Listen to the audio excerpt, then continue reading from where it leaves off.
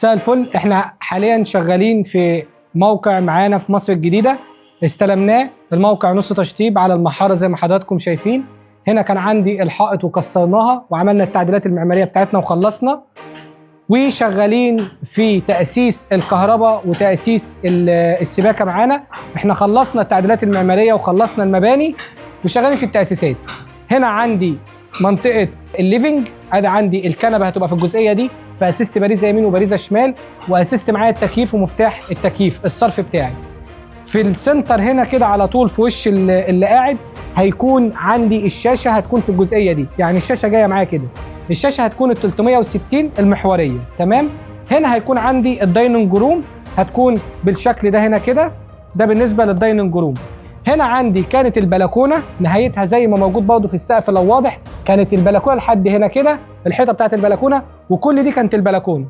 احنا كسرنا وعملنا التعديل المعماري عشان نستغل المساحة اللي جوه، ودخلنا للبلكونة القيمة بتاعتنا، حطينا الكرسيين ومؤسسين كهرباء يمين وشمال لاستخدام للي قاعد. انا عندي ترابيزة السفرة معانا بالشكل ده. هنا برضه كان معانا التعديل المعماري برضه، الغرفتين دول. هنا الغرفة يمين وغرفة شمال، كانت غرفة واحدة بس اللي هي الماستر، بس احنا عملنا تعديل معماري على احتياج الكلاينت بتاعنا ان هو عاوز يعملها غرفتين. ادي فتحنا الباب وحطينا الكاميرا بتاعتنا بالمحاكية زي ما موجودة هنا. دي الباب بتاع الأوضة الأولى والباب بتاع الأوضة الثانية، والجنب ده أسست باريزة عندي بمفتاح، وعندي هنا المخرج بتاع المراية. المراية هتكون بالشكل ده. هنا عندي الغرفة مؤسسين كهرباء، ادي الاناره بتاعتي وباريزه تحت، والباب اللي هيفتح معايا يمين والانارات بتاعته هنا. بعد كده احنا دخلنا على الاوضه، عندي الكومود، ادي السرير عندي هنا، باريزه يمين باريزه شمال، وفي الوش هنا كده على طول مؤسسين للمكتب. تعالى يا باشمهندس للمكتب، مؤسسين الجزئيه دي هنا. ادي عندي الباريزه ومفتاح للتكييف بتاعنا، وكشاف الطوارئ هيكون في الجزئيه دي. وهنا كده هيكون الشباك البانوراما اللي هيقفل معايا من هنا كده، هيطلع يقفل الشباك البانوراما معانا بالشكل ده، تمام. ده بالنسبه للغرفه الاولى اللي احنا عملناها. بالنسبه للغرفه الثانيه، الغرفه الثانيه معانا الباب طبعا بيفتح شمال، فتحكمات الاناره بتاعتي يمين عندي هنا، وهنا كده مؤسسين باريزه تحت برضه خدمات، وكشاف الطوارئ موجود فوق. هنا عندي السرير باريزه يمين باريزه شمال، والدولاب هيكون في الجزئيه دي. وفي سنترها على طول، تعالى في سنترها على طول هنا ادي باريزه تحت للمكتب ومفتاح التكييف تمام معانا، وادي الصرف بتاعنا. الغرفه الثانيه بتاعتنا، وطبعا هنكون في الجبسون بورد لحد هنا كده، هيكون فلات، وهنا هيكون بيت النور، وهيتعمل مصيص معانا وهنعمله، وده هيكون معانا في التشطيب باذن الله. دي الغرفه الثانيه بتاعتنا. وطبعا الحائط دي ما كانتش موجوده، احنا فصلنا بين الغرفتين بالحائط اللي بنيناها جديد معانا، تمام. هنا حطينا لوحة الخدمات معانا علشان خاطر توزع الداتا والإشارة للغرفة النوم والغرف النوم وللريسبشن والدايننج. فالداتا بنحطها في نص الموقع عشان توزع إشارة يمين وشمال.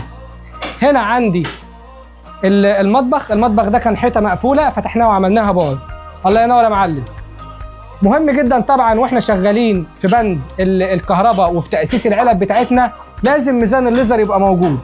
ميزان الليزر معانا علشان خاطر ان احنا نستلم بيه العلب بتاعتنا، تبقى ماشيه كده على ميزان ليزر واحد. يعني عندي الليزر ماشي مع الدبله كلها كده اهو وش واحد، فلما اجي استلم العلب بتاعتي استلمها على ميزان الليزر زي ما هو واضح كده معانا اهو.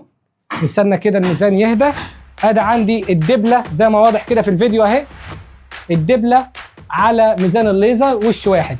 طب ليه احنا بنشتغل بميزان الليزر؟ وطبعا ده اساسي ولازم نشتغل بميزان الليزر، بس في المطبخ خاصه ما بنسيبش العلب حره، لازم نثبتها. ليه؟ علشان انا عندي المطبخ هيتمحر، فلازم العلب تبقى ثابته علشان خاطر تبقى موزونه وكله يبقى تمام. لو مش هيتمحر بيتعمل سيراميك، فاحنا بنسيبها حره. الله ينور يا معلم.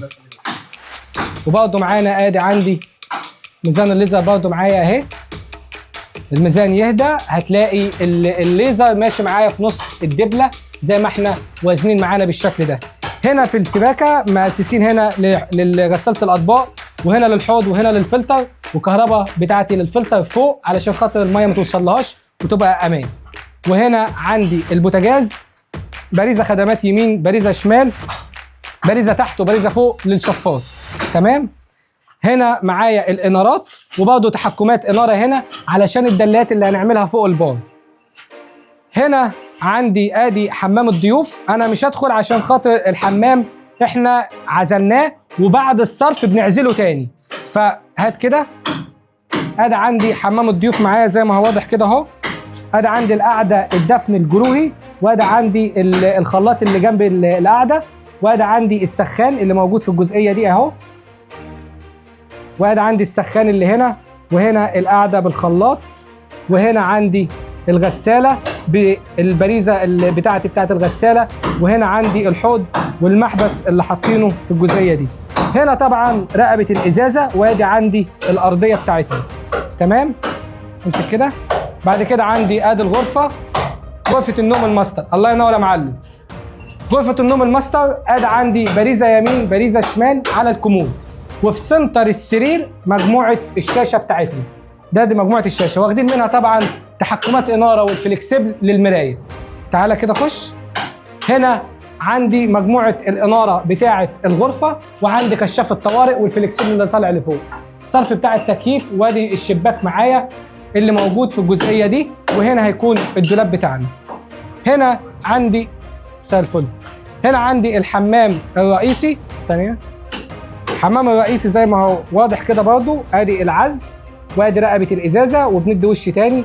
ادي عندي الحوض، وعندي الخلاط اللي جنب القعده، وادي القعده الدفن الجروهي، وادي عندي الخلاط بتاعي برضو الدفن بالرين شاور اللي نازله من السقف، وادي عندي هنا كده ادي التصاريف بتاعتنا اللي ماشيه بالشكل ده. امسك. دي الاعمال اللي تمت معانا في الموقع، وهنكمل على خير ان شاء الله. شكرا.